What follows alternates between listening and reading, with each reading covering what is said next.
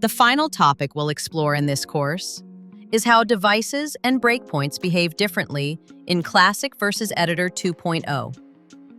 On screen now, you'll see the same section we previously built, this time displayed in the Classic editor. So far, we've primarily been designing using the main desktop view, which is generally the recommended approach when building sites. Let's now switch over to the tablet view to see how this section renders. You'll notice that some of the text appears broken or misaligned. That's because the font size is too large for the tablet layout. If I reduce the font size to make it fit better on tablet, that change also affects the desktop view, something that's not always ideal. Here's another example.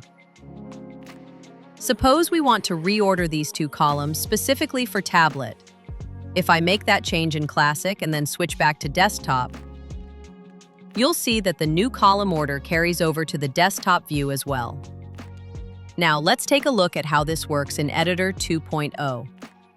I can assign different styles to different devices.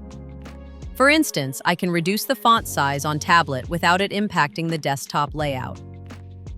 I can also rearrange the column layout specifically for tablet, giving it a unique design, without that change affecting desktop.